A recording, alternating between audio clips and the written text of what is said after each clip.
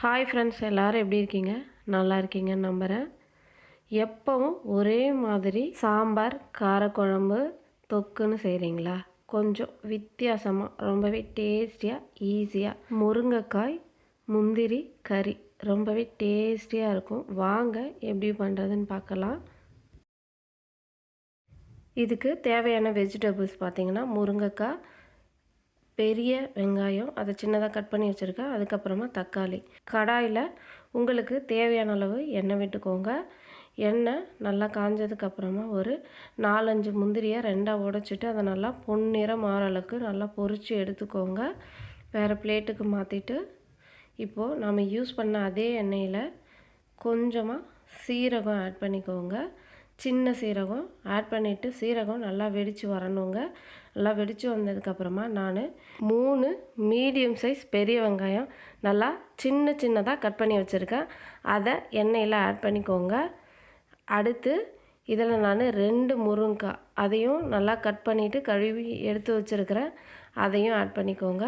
இது ரெண்டையுமே ஒன்றா ஆட் பண்ணுங்கள். ரெண்டுமே நல்லா வதங்கி வரணுங்க. இதில் வெங்காயம் நல்லா கண்ணாடி போல் வதங்கி வரணும். அதுதான் உங்களுக்கு கரெக்டான பதம். நல்லா கண்ணாடி மாதிரி வதங்கி வந்ததுக்கப்புறமா 1 டீஸ்பூன் அளவுக்கு இஞ்சி பூண்டு பேஸ்ட்டை ஆட் பண்ணிக்கோங்க. அதை ஆட் பண்ணிவிட்டு நல்லா கிளறி விடுங்க.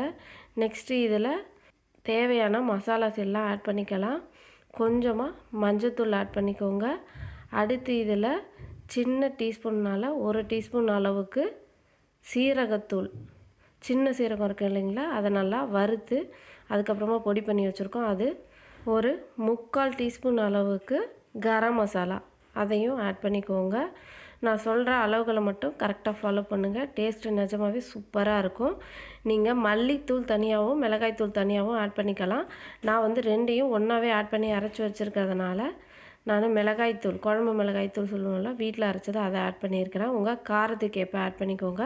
இப்போ இது எல்லாத்தையும் ஆட் பண்ணிவிட்டு நல்லா ஒரு வதக்கிட்டு மீடியம் சைஸாக இருந்தால் 3 தக்காளி ஆட் பண்ணிக்கோங்க. என்னோடது சின்னதாக இருந்ததுனால 4 தக்காளி ஆட் பண்ணியிருக்கிறேன். சின்னதாக கட் பண்ணிவிட்டு அடுத்து இதில் 2 பச்சை மிளகாவை அப்படியே 2 கீறி அதையும் இதோட ஆட் பண்ணிக்கோங்க. ஆட் பண்ணிவிட்டு நல்லா வதக்கி விடுங்க. இந்த தக்காளி நல்லா நமக்கு குழஞ்சி வரணும். அப்போ தான் கிரேவி பதம் கிடைக்கும். இந்த ஸ்டேஜில் நீங்கள் இந்த கிரேவிக்கு தேவையான அளவு உப்பு ஆட் பண்ணிக்கோங்க. உப்பு ஆட் பண்ணும்போது சீக்கிரமாக தக்காளி நமக்கு குழஞ்சி வந்துடும். ஒரு சின்ன மிக்ஸி ஜார் எடுத்துக்கோங்க. இதில் 8லேருந்து ஒரு 10 முந்திரி ஆட் பண்ணிக்கோங்க. ஆட் பண்ணிவிட்டு அதை நல்லா அரைச்சி எடுத்துக்கோங்க. இப்போ பார்த்திங்க அப்படின்னா தக்காளி நல்லா குழஞ்சி வந்துடுச்சு. அதே சமயத்தில் எண்ணெயும் நல்லா பிரிஞ்சு வந்துடுச்சு. இந்த ஸ்டேஜில் நாம் அரைச்சி வச்சுருக்க அந்த முந்திரி விழுதை இதில் ஆட் பண்ணிக்கலாம். அதோட கொஞ்சமாக தண்ணியும் சேர்த்து ஆட் பண்ணிக்கோங்க. ஆட் பண்ணிவிட்டு மறுபடியும் ஒரு 2 கொதி நல்லா கொதிக்க விடுங்க. அது இன்னுமே நல்லா நமக்கு கெட்டியாகி கிரேவி பதத்துக்கு வந்துடும். இப்போது நல்லா கிரேவி பதத்துக்கு வந்துடுச்சு. இந்த ஸ்டேஜில் நாம் கொஞ்சமாக கொத்தமல்லி நல்லா சின்னதாக கட் பண்ணி ஆட் பண்ணிக்கோங்க. அடுத்து இதில் ஒரு 2-3 கொத்து கருவேப்பிலை அதையும் நல்லா வாஷ் பண்ணிவிட்டு ஆட் பண்ணிக்கோங்க.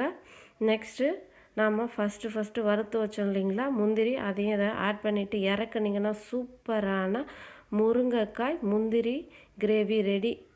இது ரொம்பவே டேஸ்ட்டு சூப்பராக இருக்குங்க. இது ரைஸு, சப்பாத்தி எல்லாத்துக்கும் சூப்பராக இருக்கும். இந்த வீடியோ எப்படி இருந்ததுன்னு கமெண்டில் சொல்லுங்கள். ஃப்ரெண்ட்ஸ் அண்ட் ஃபேமிலிக்கு ஷேர் பண்ணுங்கள். பக்கத்தில் இருக்க பெல் பட்டனை கிளிக் பண்ணுங்கள்.